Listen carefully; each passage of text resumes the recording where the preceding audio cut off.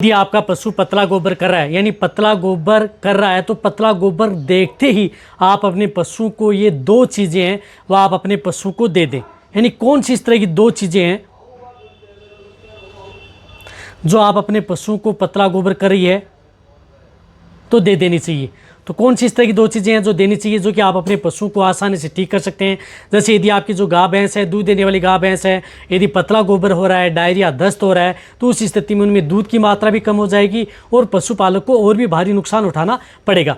इसी साथ से यदि आपका पशु अधर है, जिसकी वजह से यदि डायरिया दस्त कर रहा है, तो उसकी वजह से आपका पशु बहुत ज़्यादा वीक हो जाएगा।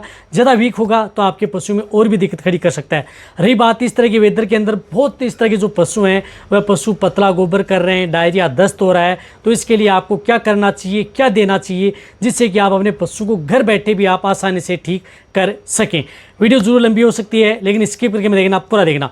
इस चैनल पर अभी नहीं आए या पहली बार जुड़े हैं तो पहली बार चैनल को जरूर सब्सक्राइब कर लें, साथ में बेल आइकन और ऑल वाला ऑप्शन दबाएं। आपको पता है कि यहाँ पर सही जानकारी के साथ ही वीडियो दी जाती है। आते हैं वीडियो को जरूर लाइक किया करें और दोस्तों के साथ ही चैनल की वीडियो जरूर शेयर किया करें, ताकि उन्हें भी प्रॉपर नॉलेज इस चैनल के माध्यम से मिले। यदि आपके पशु को डायरिया है, बार बार पतला गोबर कर रहा है या लंबे समय से यदि पतला गोबर कर रहा है, तो सबसे ज़्यादातर दिक्कत है पशुपालक को होती है। क्योंकि यदि पशु लंबे समय तक यदि आपका पशु पतला गोबर करता रहेगा तो वह क्या होगा कि आपका पशु वीक हो जाएगा। साथ में कई बार तो इस तरह की दिक्कत हो जाती है कि पशु के शरीर में पानी की कमी आ जाती है, डिहाइड्रेशन का शिकार हो जाता है, जिसकी वजह से पशु में अदर कोई सेकेंडरी डिजीज़ है वह हो सकती हैं। और बाद में धीरे धीरे कई बार पशु में डिसेंट्री, पेचिश होना प्रारंभ हो जाता है, आंतों में मरोड़ है, कोलिक है, पेट दर्द की शिकायत है, साथ में कई बार डायरिया दस्त के साथ खून आना है, तो वह क्या कि क्रिटिकल स्टेज हो जाती हैं। तो इसके बचाव के लिए आप शुरुआती स्टेज में यदि आप इनका बचाव कर लेंगे तो आप अपने पशु को आसानी से ठीक कर सकते हैं। जो भी मैं आपको ये चीज़ें दे रहा हूँ वह आप आपका पशु चाहे छोटा हो, चाहे बड़ा पशु हो, चाहे गाय भैंस हो, चाहे कटड़े बछड़े हो, चाहे कटिया हीपर हो, चाहे प्रेग्नेंट पशु हो, उन सभी के लिए सेफ है एंड सुरक्षित है।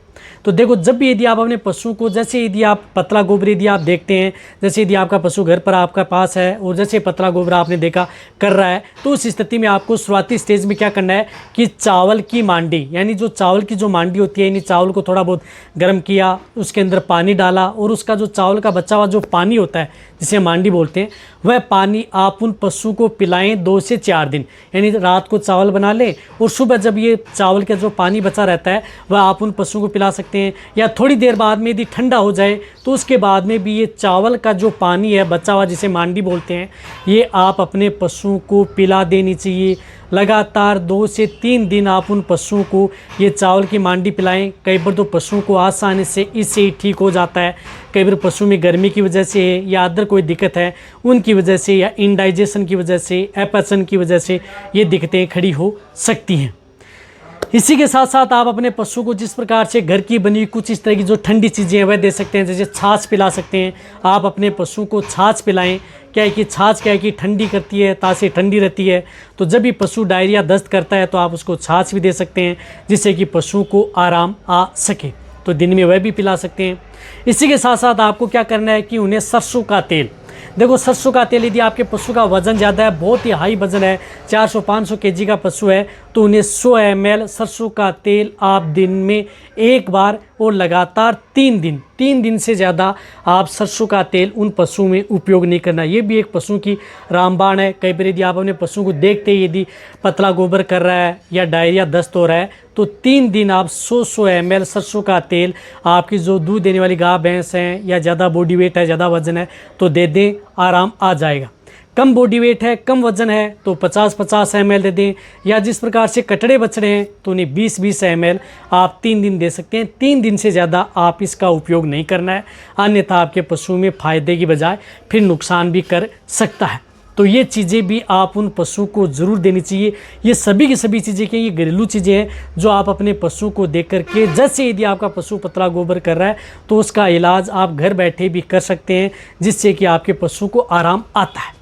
एक चीज़ क्या है कि आप अपने पशु ये लगभग घरेलू चीज़ें दे भी देते हैं, लेकिन कई बार यदि आपके पशु में जिस प्रकार से इंटरनल वर्म्स हैं, यानी इंटरनल पैरासाइट हैं, आंतरिक परजीवी हैं, तो उसकी वजह से कई बार पशु में डायरिया रहता है, तो आप कई बार जैसे एंटीबायोटिक दवा भी दे देते हैं, कई इस तरह की जो पाउडर भी खिला देते हैं, फिर भी पशु का डायरिया दस्त नहीं रुक पाता है। तो ये देखना चाहिए कि आपके पशु में इंटरनल पैरासाइट या आंतरिक परजीवियों की वजह से उन पशुओं में डायरिया नहीं रुक रहा है। तो आपको क्या करना है कि जैसे यदि आप डायरिया दस्त यदि आप अपने पशु का देखते हैं तो उसी समय आप उन्हें एक पेट के कीड़े मारने का लिक्विड दें। देखो इस तरह की स्थिति में क्या करता है कि लिक्विड है वह बहुत अच्छा रिजल्ट देता है।